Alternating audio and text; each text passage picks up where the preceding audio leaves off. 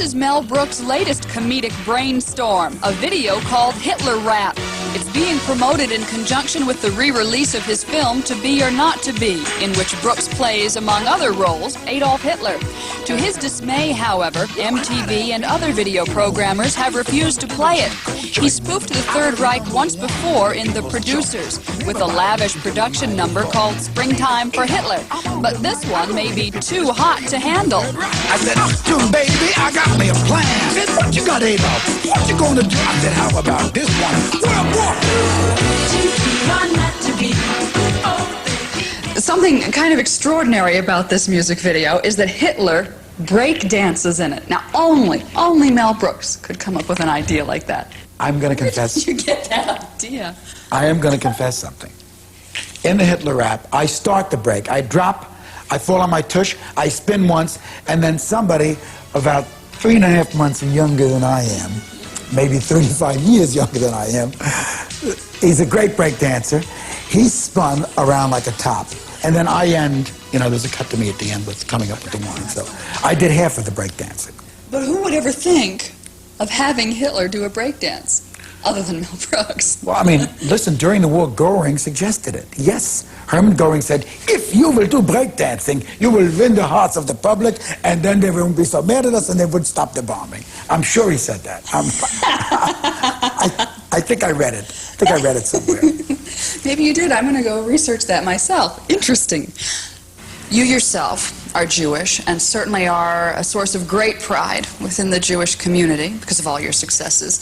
Yet you deal with Hitler a lot, it seems, in your movies. Do you ever have trouble because of that? Do some people take offense, do you think? People take offense.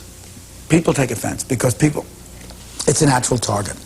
How dare you do Hitler? This is serious stuff. Jews have been killed, and they are a little sick. They do not see that there is a method to my madness.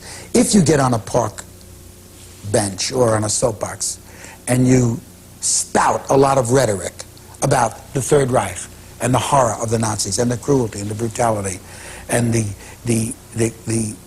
evil, the incarnate evil of Hitler, it's going to almost be boring. I thought I heard a little snore coming out of you, and the incarnate evil, I thought, that's a little bit. But if you make fun of those people, if you ridicule them, if you bring them to their knees through laughter, people will never forget it. Here in Southern California, every once in a while there is a little neo-Nazi group that starts up. Leather jackets, a little German helmet, a little motorcycle stuff. Now, if you make people laugh at those Nazis, those young kids are not going to join those organizations. They're going to feel they're foolish. So, in my own way, I've been putting the Nazis down through humor, with humor, for 25 years now, and I feel I love doing it and it's fun. Don't be stupid, be a smarty. Come on, join the Nazi party. 20th Century Fox is going along with Brooks' idea of fun. They're releasing Hitler Rap in 35mm so it can be shown along with To Be or Not to Be. Videos are in, and as Mel Brooks says, the dancers are real easy to watch. Both girls are beautiful.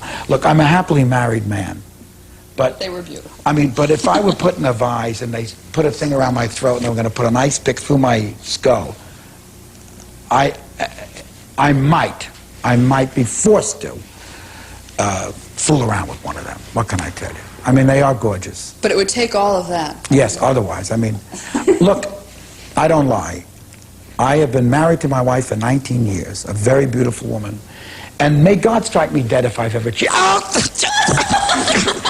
Jesus. Oh, merciful heaven. Thanks. But he's letting you get back up. It can't be all that. He let me get back. He allows you one lie. God gives you one lie, and then it's very serious. The wife he speaks of is, of course, Academy Award winner Anne Bancroft. This was the first time they'd starred together in a film, and maybe the first time since their honeymoon that they'd spent as much time together. I never thought that I would ever work with her, have lunch with her, come home, have dinner with her, get into bed, and study with her. I never thought that was just, your eyes went nuts for a little while. Getting yes, anxious. Right, yes. Anyway, no, I literally couldn't get enough of Anne because she's a trooper. She's a great performer. She's a sensational actress. She's a great entertainer. And she taught me a lot. I mean, late at night, she taught me serious acting, and I taught her funniness. You are not only my wife, you happen to be the co-star of this company. Of course, Vronsky, here's the new poster from the printer. Is it okay? It's fine, Beeler, fine. Fine, just a minute. Come back here. Look, I don't mind my name in smaller print. I don't even mind it under the title. But in parentheses? Comedy is Mel Brooks' strong suit, but what you might not know is that his Brooks Films Company has produced such serious dramatic movies as the acclaimed Elephant Man and Francis. In his own words, he's a closet intellectual under his loud facade. But whatever the project, his biggest payoff is when the audience remembers his movies. Whether it's a drama or a comedy, when it plays, I sneak into the theater, I get my Raisinets. Everybody knows I take my Raisinets, I go down to the front row of the theater, and I don't watch the screen. I turn around and I watch the people. And that's really the payment for everything.